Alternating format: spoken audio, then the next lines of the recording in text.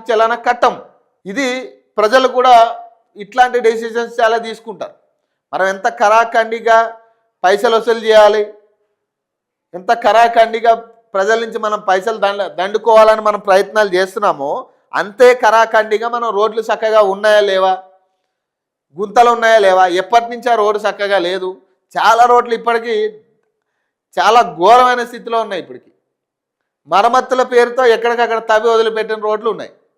మరి వాటి పరిస్థితి ఏంది, ఎవడ పట్టించుకుంటున్నాడు వాటిని? మరి ప్రజల సేఫ్టీ మీరు ఇంపార్టెంట్ అనుకున్నప్పుడు మరి ఆ రోడ్లు కూడా చక్కగా ఉన్నాయో లేదో చూడాలి కదా. మీరు దానికి కూడా పెట్టండి, వాళ్ళకి ట్రాఫిక్ వాళ్ళకి పెట్టండి. రోడ్లు ఎక్కడెక్కడ బాగాలేదు వాళ్ళు కంప్లైంట్ చేయాలా, రోడ్డు చక్కగా చేస్తేనే చలానాలు వేసే హక్కు మీకు ఉంటుంది. ఎక్కడికక్కడ యూటర్న్లు ఏమో కిలోమీటర్ల మేర యూటర్న్లు పెట్టి ఎవరికి అంటే ఇప్పుడు పెట్రోల్ బంక్ వాడు ట్రాఫిక్ కానిస్టేబుల్ ఇద్దరు కుమ్మక్కే చేస్తున్నట్టుగా కనపడుతుంది మాకు.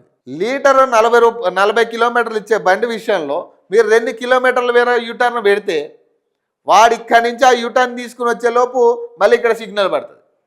అమీర్పేట చౌరస్తా ఎగ్జాంపుల్ మనకి. మరి అంత పెద్ద యూటర్న్ ఎందుకు పెట్టాల్సి వచ్చింది? కొన్ని చోట్ల యూటర్న్ని క్లోజ్ చేసిన రోజులు కూడా ఉన్నాయి. ఒకసారి ఓపెన్ చేశాడు, ఒకసారి క్లోజ్ చేశాడు, వాడి ఇష్టం అది. మరి ఇట్లాంటి వాటిని మరి ఎవరు చర్యలు తీసుకోవాలి వీటి మీద?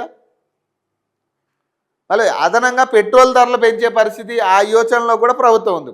మరి వీటితో పాటు మీరు చలానాలు వేయాలని ఎంత కరాఖండిగా ఎంత గట్టిగా మీరు డెసిజన్ తీసుకుంటున్నారో మరి అంతే గట్టిగా రోడ్లు ఉన్నాయా, అసలు రోడ్డు వ్యవస్థ ఎంత క్లియర్గా ఉంది, ట్రాఫిక్ నియంత్రణ పరిస్థితి ఏంది, ఎంతవరకు ప్రజలు ఇబ్బందులు పడకుండా వాళ్ళ ఆఫీసులకి వాళ్ళ గమ్యానికి వెళ్తున్నారు, యూటర్న్ల వల్ల ఎవరికి ఉపయోగం అనేది కూడా ఆలోచించాలి. దొంగలాగా ఫోటోలు కొట్టి వాళ్ళ ఇష్టమేగా, దొంగలాగా ఏడో ఉంటాడు వాడు ఒక ఫోటో కొడతాడు.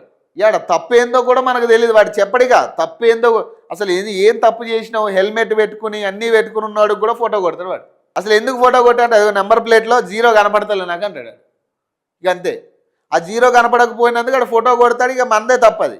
ఇప్పుడు నెంబర్ ప్లేట్లో 0 సరిగ్గా కనపడకపోతే ఆడు ఫోటో కొట్టి ఇక పోతాడు. ఇక వాడు చలానా వచ్చిన తర్వాత చూసుకోవాలి ఏంది తప్ప అంటే అదిగో నెంబర్ ప్లేట్ చక్కగా లేదంటాడు. వీళ్ళ నెల వచ్చేసరికి వీళ్ళ జీతాలు వీళ్ళు సంపాదించుకోవడానికి వీళ్ళ కష్టం ఇది. ఇక పైనుంచి వచ్చే ఒత్తిళ్ళు పాపం ఏం చేస్తారు, వీళ్ళు ఫోటోలు కొట్టకపోతే వీళ్ళు జీతాలు పడవాయి. ఇన్ని ఫోటోలు ఈ నెలలో ఇన్ని ఫోటోలు నీ నుంచి రాకపోతే జీతం కట్. ఇట్లాంటి పరిస్థితులు ఉన్నప్పుడు ఇంతే ఉంటుంది. ముందు వాళ్ళకి చక్కగా జీతాలు ఇవ్వడం నేర్పాలి. ఇప్పుడు ఉన్న పరిస్థితులు హైడ్రా పోలీసులను తీసుకొచ్చారు ఎవరో మరి వాళ్ళు